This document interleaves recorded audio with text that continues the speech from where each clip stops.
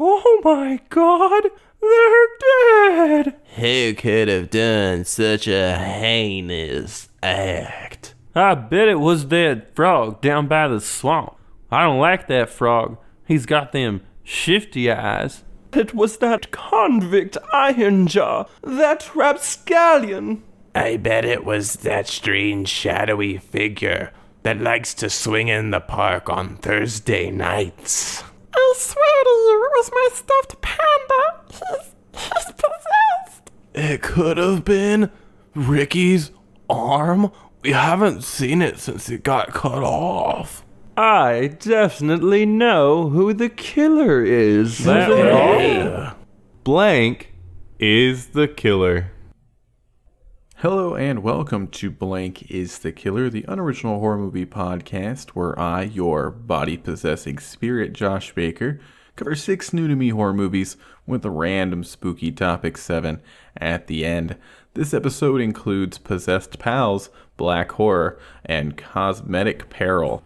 Follow me into this shoddy-looking plastic surgery hospital so we can transform our bodies on the cheap while I talk about some movies. Number 1, Demon Wind, 1990, directed by Charles Philip Moore. Corey asks his girlfriend Elaine and a bunch of their friends to accompany him to his parents' farmhouse after his dad commits suicide. A gas station cafe combo owner warns them not to go.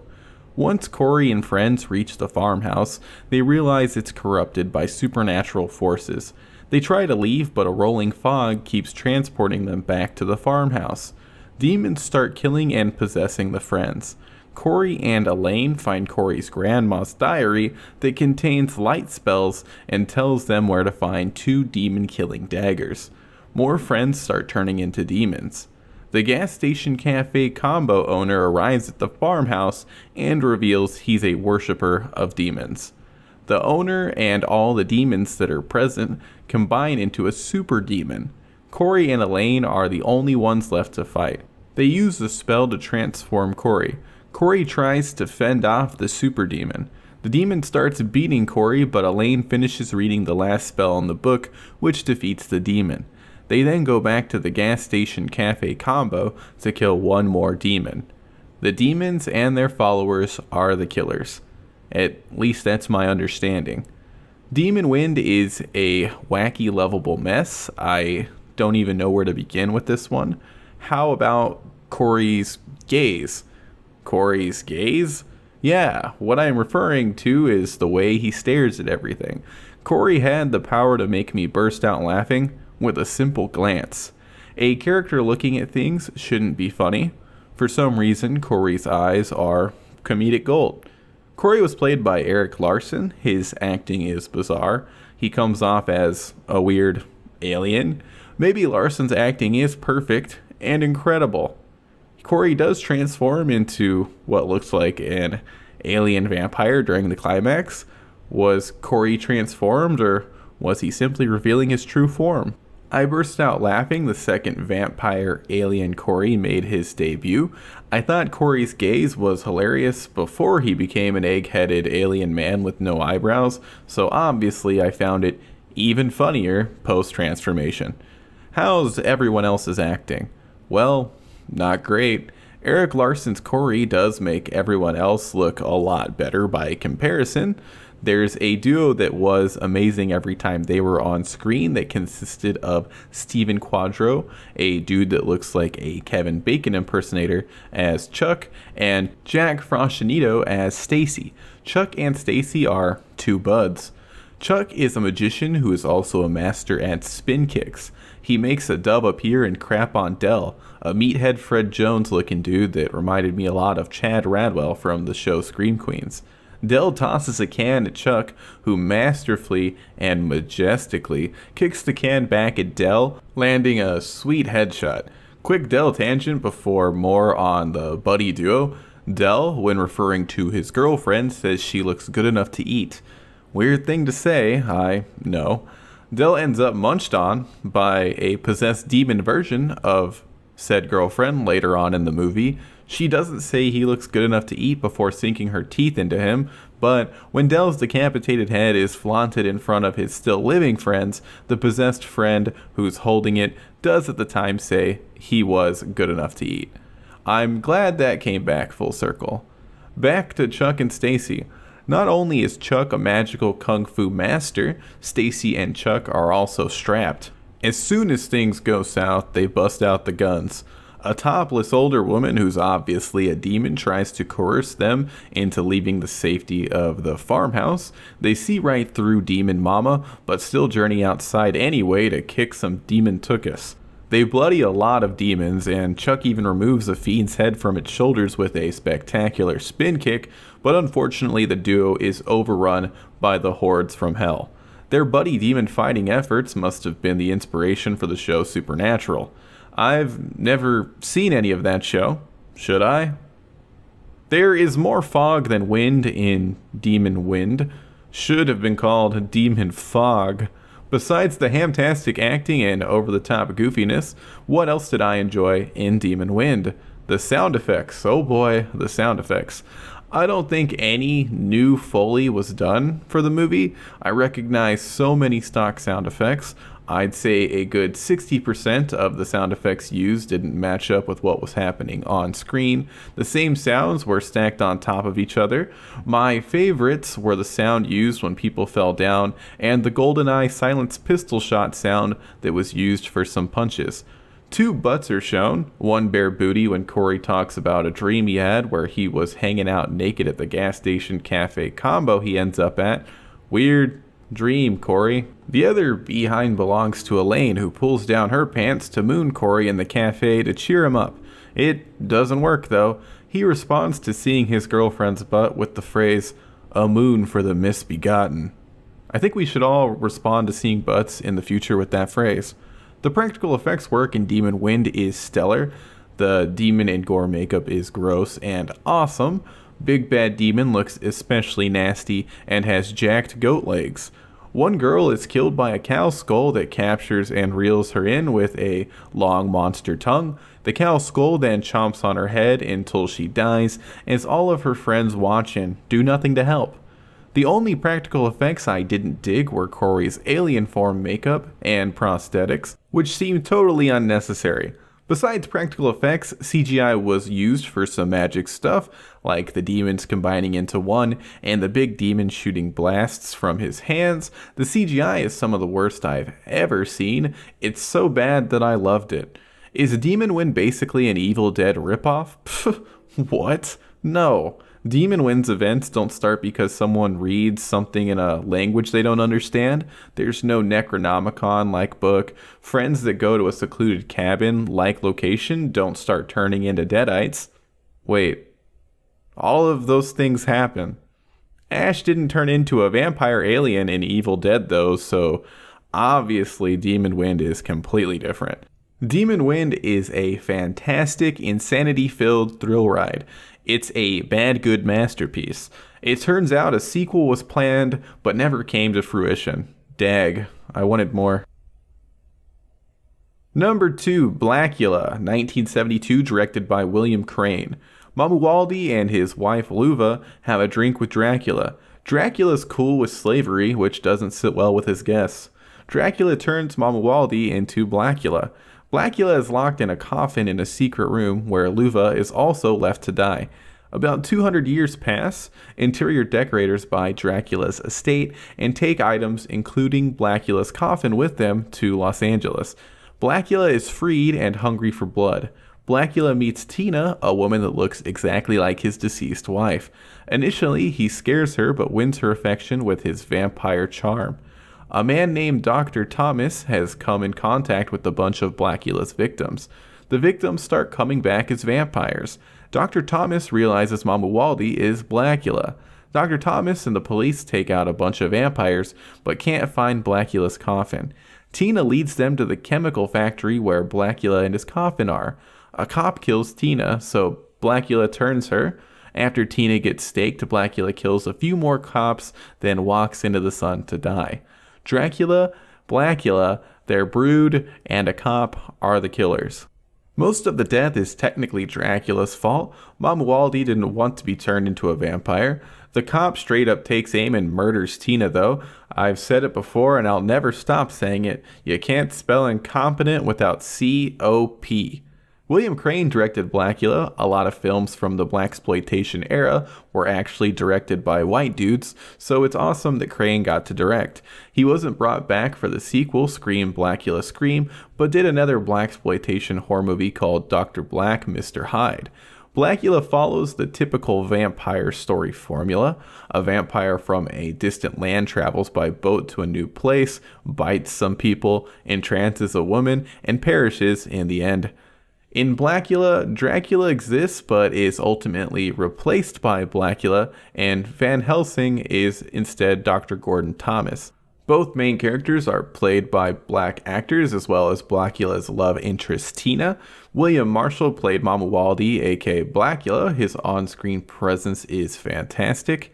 His vampire makeup isn't stellar and the hair added to his face comes off more werewolf than vampire, but his acting made me forget about how ridiculous the makeup looked. Thalmus Razulala played Dr. Thomas. He was also solid. Most of the acting in Blacula is great. Vanetta McGee played Tina and Luva, and her acting was a bit weird. I'm pretty sure she's supposed to be under Blacula's thrall though, which would explain the awkwardness. Black representation seemed mostly positive in Blacula. The opposite can be said for gay representation. Blacula's coffin is found and brought to Los Angeles by two gay men. They're Blacula's first victims. Whenever those characters are brought up, derogatory terms were used for them. The other F word pops up a lot in older horror. Blacula is filled with constant pulled punches and shoddily cut together fights. My favorite action sequence is when a man is about to break a vase over Mamuwalde's head, throws it over his head out of frame, and then William Marshall pretends that he was hit with the vase. The vase head bash doesn't come close to looking believable. That kind of stuff made the fight scenes a lot more enjoyable for me. My favorite kill has to be when Blacula grabs a cop who's wearing a motorcycle helmet, then lightly taps the cop's protected noggin against a brick wall behind him while letting out a beautiful "Nya." When the cop's buds come to his aid, he's dead. There's barely any gore in Blacula. There's a lot of implied neck biting, but from what I recall, it's never actually shown and the fake bites never sell. After miming a neck bite, blood was added to the biter's fangs. Blacula is rated PG, which explains a lot. A PG exploitation movie. Dr. Thomas is on the case of the strange neck bites. It only takes him seeing two victims to lock in that it's vampires. When he digs up a corpse which pops out of its coffin all undead and hungry for blood, he's like, "Yep, vampires. I hate it when I'm right." He must have had some run-ins with the fanged fiends in the past given his nonchalant attitude when discovering they're behind the murders he's been investigating. It's vampires. Again. I dogged on Blacula's vampire makeup, but compared to him and Dracula, all the other vampires look terrible. They look more like badly done reptile people than vampires. Blacula's score is filled with 70s funk, which I always enjoy. There's a character I need to mention named Skillet. He's played by Jitu Kumbuka. Skillet has two brief moments in the movie where he joins Mamuwalde, Tina, Dr. Thomas, and Mrs. Thomas at a club. Every time Skillet shows up, Mamuwalde bails. Skillet feels like an actual dude. I wish he played a bigger part in the movie. Blacula isn't a masterfully crafted film, but it's definitely a lot of fun. I enjoyed it a lot more than Nosferatu and the 1931 version of Dracula. Check out Blacula to get your vampire fix. The Hughes Corporation played the club band. I didn't recognize them from the songs they played in the movie, but they went on to do the song Rock the Boat. Yes, that Rock the Boat that you're thinking of. Number 3, Scare Package 2019, directed by Courtney Andujar, Hilary Andujar, Anthony Cousins, Emily Hagins, Aaron B. Koontz, Chris McInroy, Noah Segan, and Baron Vaughn. A guy named Mike who never gets to stick around and be in horror movies sees a girl trip and kill herself with shears. He then accidentally kills the girl's friend who's standing behind him when he pulls the shears out. Mike catches a ride home with a video store owner named Chad. Chad goes to work and hires a new employee named Han. A regular tells him about a horror movie where lots of people die in the woods. The owner puts on a tape about werewolf men's rights activists. This is followed by a tale about women who turn into skull-faced monsters after licking a lollipop. Han watches a tape about a man that's killed and comes back as a ghost. Another story about a killer that couldn't be killed is brought up. Han then kidnaps Chad and takes him to a lab where a bunch of stereotypical horror characters are. Scientists are studying the effects of a slasher, the Devil's Lake Impaler, causing people to randomly trip and cars not to start when the slasher is near them. The Impaler escapes and starts killing people. The stoner accidentally kills a girl. Joe Bob Briggs shows up, helps out, but ends up dead. Chad sacrifices himself. The stoner and the final girl are the only ones left. The stoner dives and the final girl drives off. The Impaler pops up in the back seat of the car. Final girl leaves the car. Mike shows up and blows up the vehicle to save the day. Mike, a friend with an axe, a friend that turns out to be a masked killer, men wearing black, an unkillable killer, the Devil's Lake Impaler, and a stoner are the killers. I think there were a lot of killers in this movie. I didn't even go into detail about some of the shorts because explaining what happens in them would just make everything more confusing to follow in a simple summary format. Scare Package is one of the best anthologies I have ever seen. It might be the best. What? How is that possible? Isn't it a Shudder original? Shudder strikes out about 80% of the time, but that other 20% is made up of home runs. Baseballs. How can Scare Package be better than Trick or Treat though? Here's a hot take for you that I think is actually more of a freezing take. Trick or Treat isn't an anthology.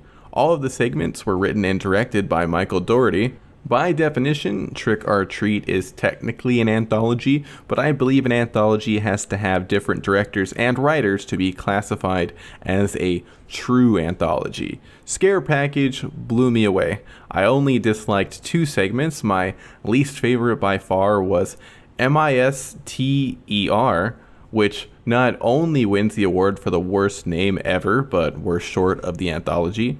Men's rights activists turn into werewolves and are taken out by a satanic cult dude. Even joking about men's rights activism is cringe. They're up there with the most pathetic groups of all time. Jocelyn DeBoer plays the wife character in it. She wrote and starred in Greener Grass, both the short and feature version. The feature didn't have enough gas, but she's hilarious. Maybe Mister would have been decent if she wrote it. The next short that didn't do much for me was So Much to Do. The premise is a ghost has unfinished business. He needs to see the finale of a show. He possesses a woman's body, she isn't caught up yet, and hates spoilers. She has to exorcise him from her body by force. It's a fun concept, but the way it's presented is overly confusing and complicated. I do love the idea of a person turning into a ghost because they have mundane, unfinished business. Spookily feeding a fish, paying the bills, and returning a book to the library. I like the concept, but the execution and presentation were lackluster. I also didn't love Girls' Night Out of Body. Girls steal an evil lollipop, give it a lick, turn into skull-faced monsters, and kill a guy that was stalking them. Alright, whatever. Come to think of it, I guess I liked So Much More to Do more than Girls' Night Out of Body, because So Much to Do at least tried to do something fresh. This is an anthology. Every piece isn't going to be spectacular. Barring those 3 shorts, everything else is fantastic. The video store framing device is perfect. Jeremy King played Chad, and even though his acting didn't wow me, I found him endearing and great in the role. His character is a knockoff Joe Bob Briggs. Confession time, I only recently heard about Joe Bob Briggs. I didn't really know who he was until his resurgence on Shudder. Another confession, I haven't been tuning into The Last Drive-In. Yeah, I know, I probably should. I'd say I liked horror starting in my high school days. Even when I wasn't big into horror, I knew who Elvira was, so I'm surprised I had never heard of Joe Bob Briggs until recently. I'll give his show a shot eventually. Anyway, the video store frame is funny. The loser regular, the new employee, I loved it. All the rest of the shorts are stunning. If I had to put them in order where the first one is my favorite, it's tough. Maybe One Time in the Woods, Horror Hypothesis, The Night He Came Back Again, Part 4, The Final Kill, and then Cold Open. These 4 are top notch. They are packed with meta humor, fantastic practical effects, laugh out loud moments, campy but perfect acting. I absolutely loved these shorts. I could go further into what I liked, which normally I would do, but I don't want to spoil any more specifics than I already have. Use a Shudder free trial or even buy a month to check out Scare Package. It's an amazing anthology with barely any misfires. The comedy that lands is laugh out loud good, and you practical effects fans will be horny for this one. Excited for this one. Number 4, Return to Horror High, 1987, directed by Bill Froehlich. A film crew is shooting a movie about a massacre that happened at Crippen High School. After the lead quits to work on another project, a former Crippen High student and now cop named Stephen Blake is given the role. The principal of the school is on hand as an advisor. Steve grows close to his co-star Cassie. People are being picked off during production. Steve sees a picture of his old girlfriend Kathy, which the principal has since she's his daughter. She disappeared after sharing an intimate night with Steve. The principal says she's at graduate school. More people die. Steve and Cassie find severed heads and a secret basement classroom that's filled with corpses from the original massacre. They're attacked by the janitor, who turns out to actually be the principal who killed his daughter Kathy and other students after finding out Kathy was pregnant with Steve's child. Steve pins the principal to a wall with a javelin. Outside the school, the film crew made it look like more people died as a publicity stunt for the movie. They send the police into the school. The crew then takes off. The police shoot the principal a bunch. Later on, we see Arthur, the writer of the movie, typing a sequel with a picture of the principal on his desk. A bleeding figure approaches, who Arthur addresses as Dad. The principal is the killer. I tried to make the plot of this movie sound as unconvoluted as possible. It's all over the place. To get right to the point, I don't think Return to Horror High is good enough to warrant a recommendation, but if you do find yourself watching it, here's a tip. There are no flashbacks to the original massacre. Knowing that will definitely help keep things straight. Return to Horror High jumps from the end back to the beginning. It then jumps between the fake movie and what's really going on behind the scenes. I don't know how the most boring parts ended up being the fake movie. Whenever it's fake movie time, Return to Horror High tries its damnedest to put the audience right to sleep. Basically, we'll see a scene, then the producer will do something sleazy, which rightfully annoys the main actress. There's one joke that I loved in Return to Horror High surrounding this. Sleazy producer wants more boobage in his movie. A very frustrated Cassie says something like, "What are you gonna do, put ice on my nips?" Then a dude with an ice bucket comes on screen and promptly turns around. I really enjoyed that gag. One other funny thing happened, I think. I can't remember what it was, so maybe that was the only standout goof. The gore, the kills, that reminds me of the other funny bit. It's not that funny, so lower your expectations. The killer pulls a victim into a classroom. You then see a shadow of an axe swing down in a door window, which is followed by the shadow of a head flying up.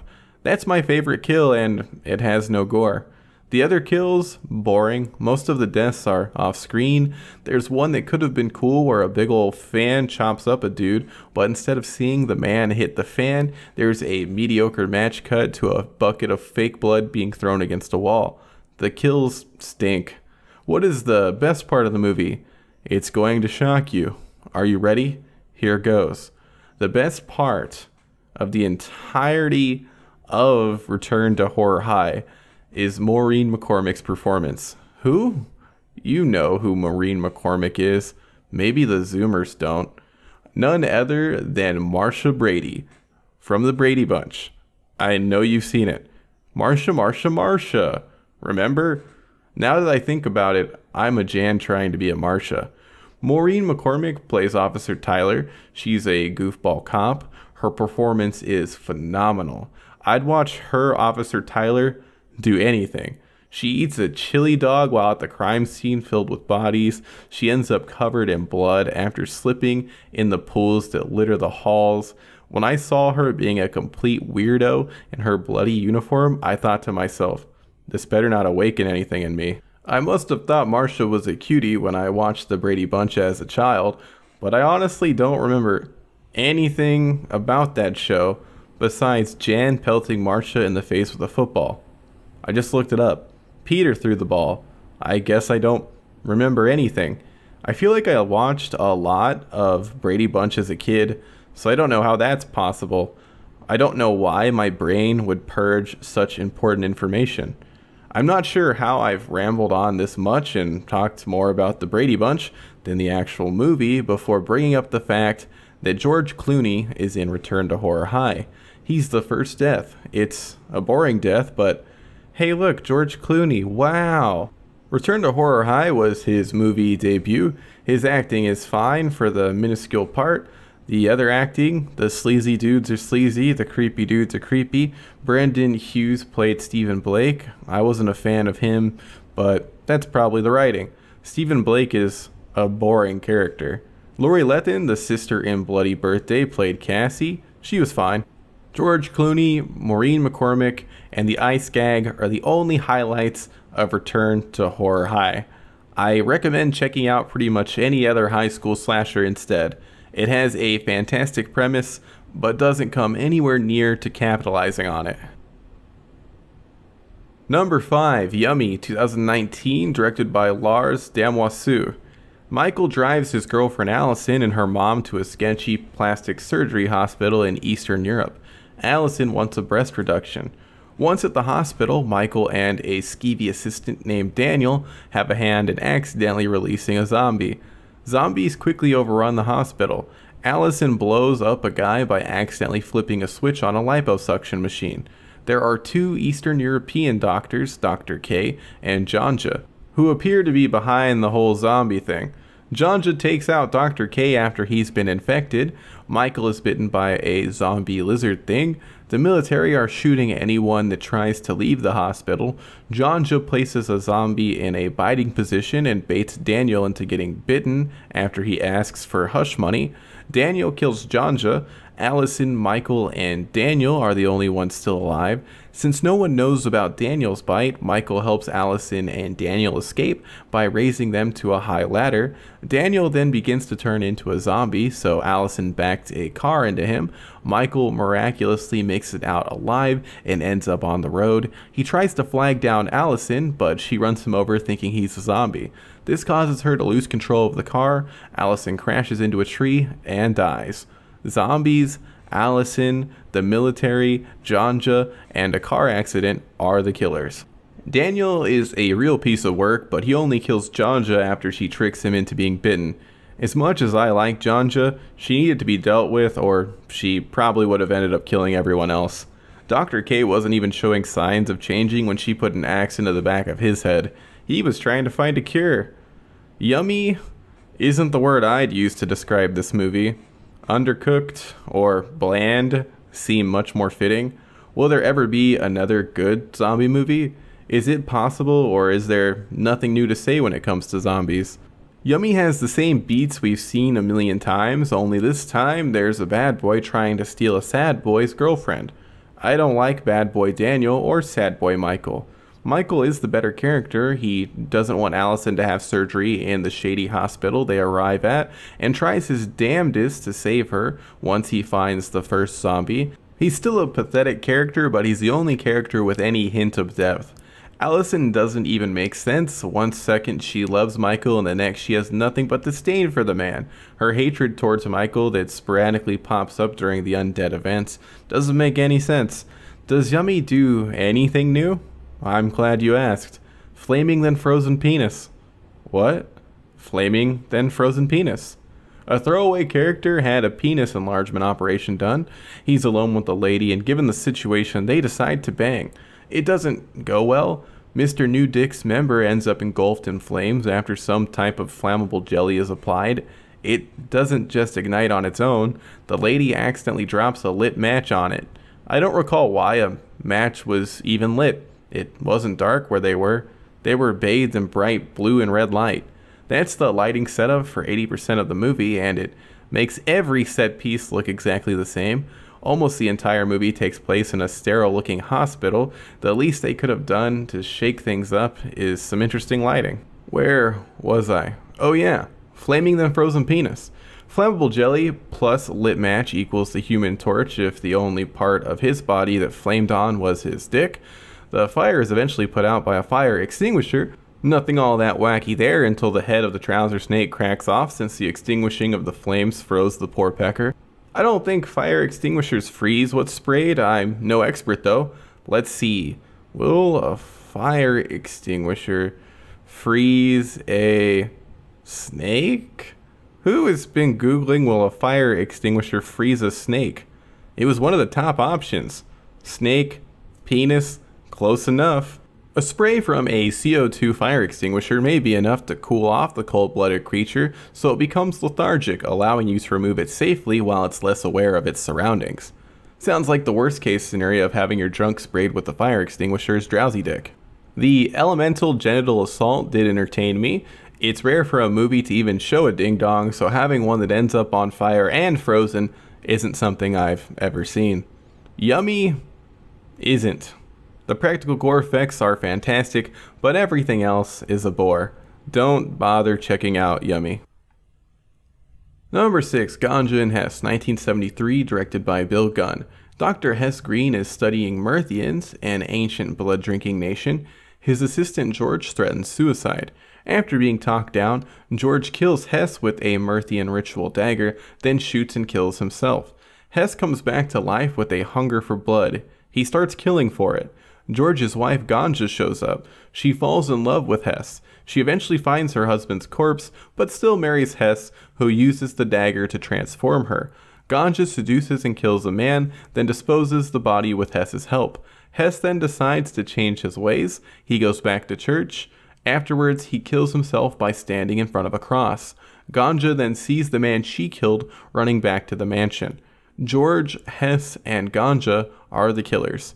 Sure, Hess came back to life and so did Ganja's victim, but they were still dead at some point. To start things off, I didn't enjoy Ganja and Hess. This movie is not for me. I'm not a big fan of experimental films. I haven't seen Under the Skin in over 5 years, but I remember disliking that also. I didn't like Tetsuo the Iron Man. Experimental movies aren't for me. That being said, I can definitely see the merit of Ganja and Hess. It's a beautifully shot film with a lot of captivating imagery. The performances in it are top-notch.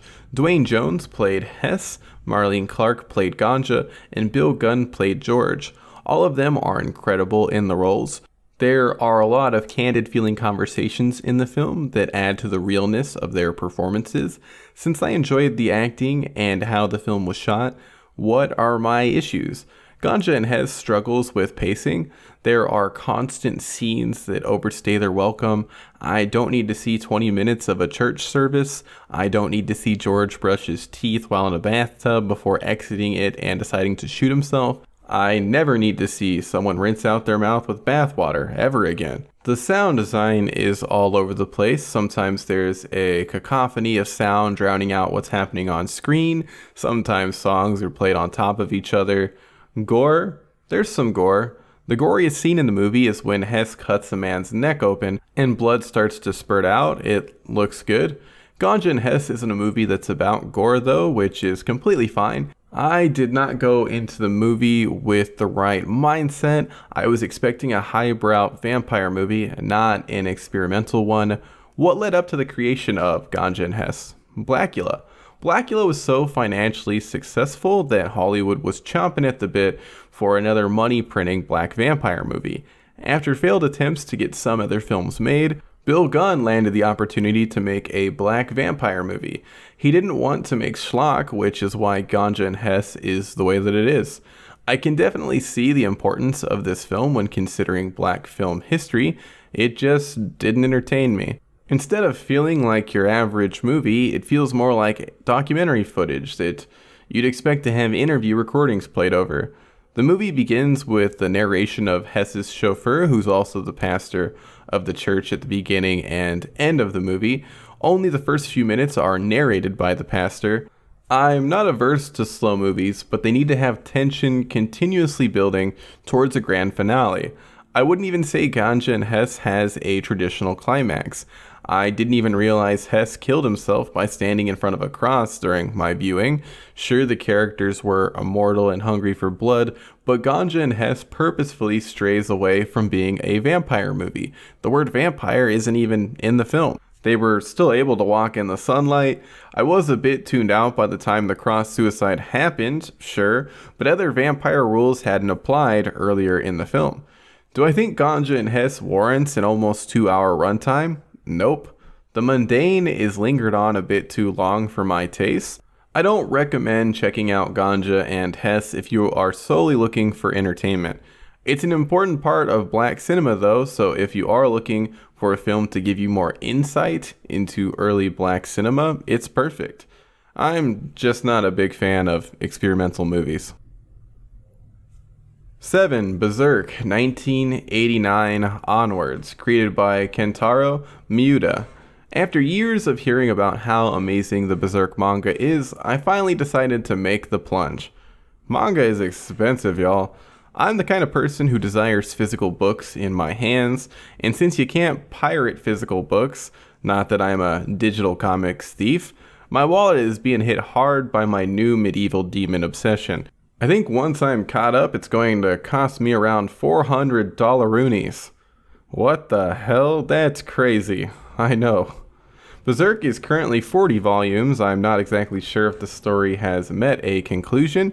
With some Googling, I see that it's been on hiatus for years, so I'm pretty sure it's not finished.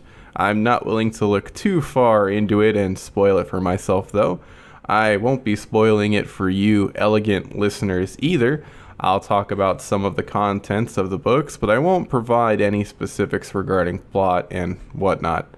One thing that I could do without in my medieval demon-filled manga is sexual violence. Berserk does include it, and given the time period and demons, you could argue that it makes sense, but as I've grown older, I've realized sexual violence is almost never necessary for a story. If you're thinking about making a possible fringe case for it, I said almost never necessary. You know what I do want in my medieval demon-filled manga? Lots of sick-ass brutal fights. Berserk has way more of that than the former, so that's perfect for me. Berserk starts off with Guts in the present time. He's the BFS-wielding lone swordsman. Japan loves them some giant swords. I personally have a weakness for them also. Whenever I play Dark Souls games, I always end up with a character wielding 2 gigantic blades. After giving me a taste of the present day where Guts is shown all alone with certain wounds like a missing arm and I'm assuming an eye, Berserk sent me back to learn about how Guts came to be. This makes me constantly worry about if Guts is going to have a really bad time in his newest battle. Is he gonna lose a limb or worse, his friends this time? I know he ends up damaged and alone. Berserk makes you truly care about the characters. There is some unnecessary nudity at times, but I will still give Berserk kudos for giving the prominent lady character actual armor and not the typical bikini armor that pops up in a lot of anime. Berserk's art is gritty. There are some fantastical elements and anime style at times, but the art never goes full generic anime and sticks to representing its medieval influences perfectly. The demon designs heavily reminded me of Junji Ito's work that was coming out around the same time, which means the designs are grotesque and superb. I'm addicted to Berserk now, and I'm fiending for more volumes to come in the mail. That's a wrap on Blank is the Killer 74, Possessed Pals, Black Horror, and Cosmetic Peril. If you liked what you heard, leave a rating and or tell your friend about the podcast. As always, a big thanks to Sticker Fridge for hosting the podcast on their website. Episode 75 will be out on July 5th. Until then, remember to always listen if a creepy old man at a gas station tells you to turn the hell around and leave a spooky place.